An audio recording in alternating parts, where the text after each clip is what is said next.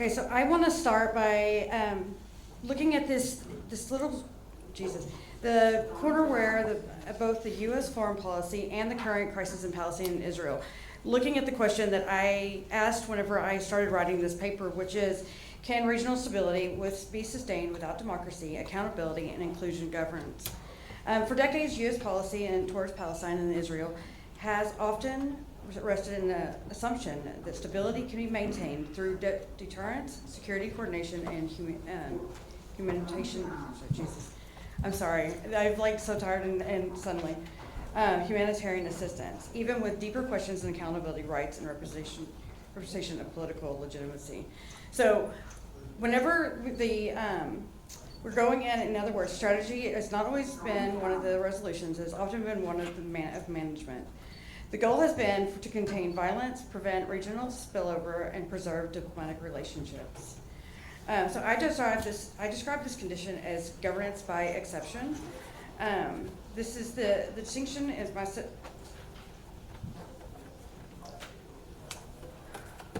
I have not been up in front of a group of people in a long, long time. I talk to a lot of people, and I have a lot of things I want to say, and this is a lot, because there's a lot happening. Yeah. And there's a lot of emotions about it. Thank you. I tend to be the writer behind the speaker. I tend to be the one that puts the paper together for somebody else to stand here and use their ability to convey everything I want to say. So being up here is a lot. So, sorry for that.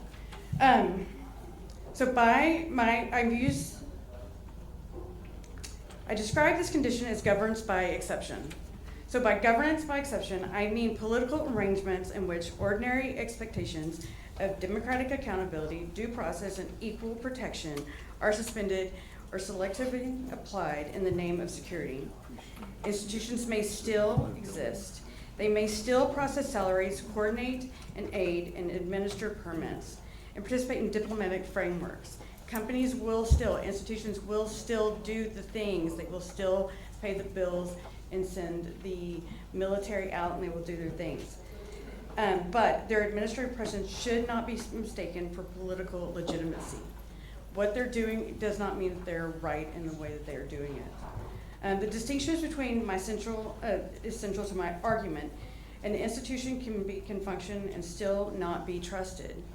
It can endure and still fail to represent, and it can remain visible while becoming politically hollow.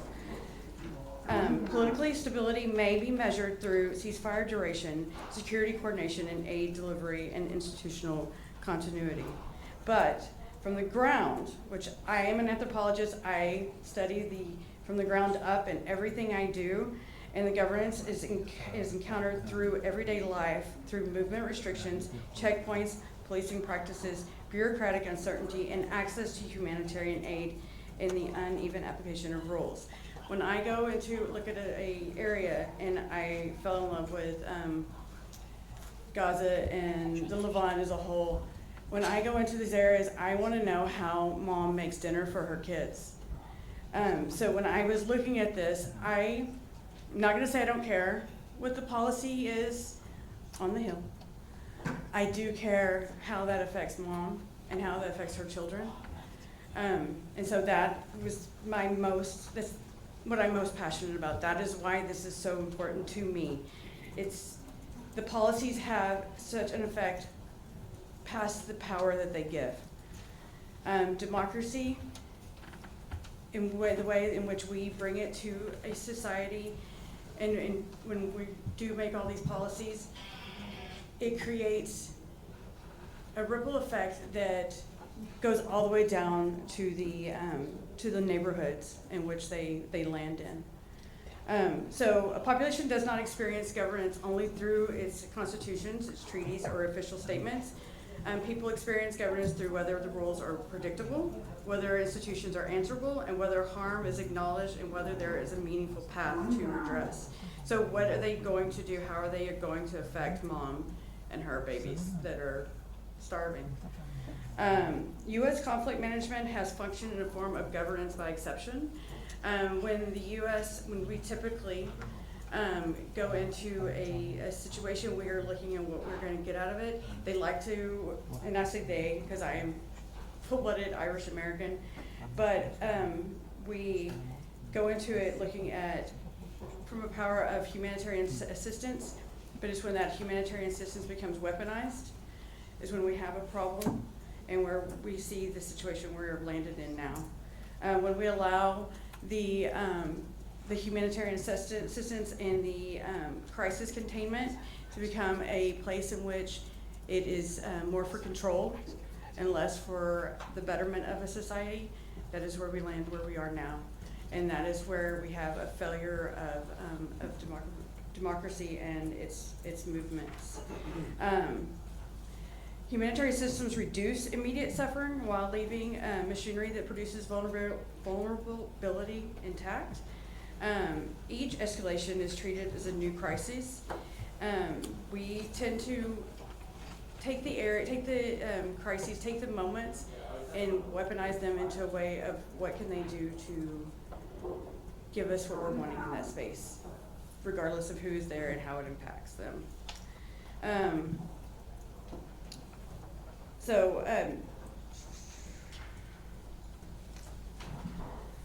Too often rights are treated as ethical concerns that can be addressed after security is achieved, but in practice, rights and accountability are part of how security is achieved.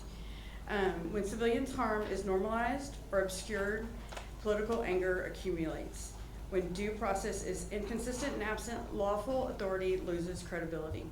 When humanitarian access is unreliable, aid becomes not only a relief, but also a site of control, independency, and humiliation. When institutes are not accountable, grievances harden. These are not abstract moral concerns. They are mechanisms through which insecurity is reproduced. Security built on the inclusion or the exclusion and unequal power may produce temporary control, but does not produce durable order. It produces what I call managed insecurity, and a calm at the surface, but fractured underneath, and that is exactly what we're seeing. And for the United States, this is a strategic consequence. A policy that treats accountability as an option in the name of a short-term calm ultimately undermines the very security goals it claims to protect. It weakens credible grievances, it damages U.S. legitimacy, and it ensures repeated reinvestment in the crisis containment rather than durable political stability.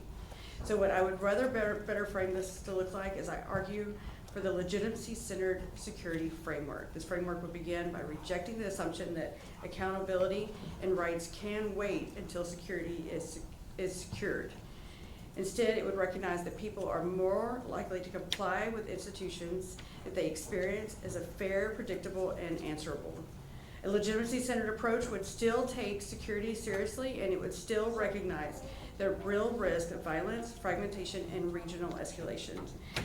But it would also measure stability differently, not only as whether it's violence is temporarily contained, but whether political order is becoming more of a political, publicly legitimate. The situation in which we find ourselves is not sustainable. The formula of it's not sustainable for the formula of regional stability. It erodes public trust, it distorts public incentives, it powers spoilers, and it ensures that crisis returns in a cynical form. If the United States seeks durable stability, it must stop treating democracy, rights, and accountability as an optional supplement to order. They are conditions in order itself. Until policy is reoriented around reality, insecurity will continue to reappear, and not as an exception, but as a predictable result of failed governing policy and logic. Thank you for your kindness and all these beautiful faces. You made me calm after I was was about to have a crying heart attack.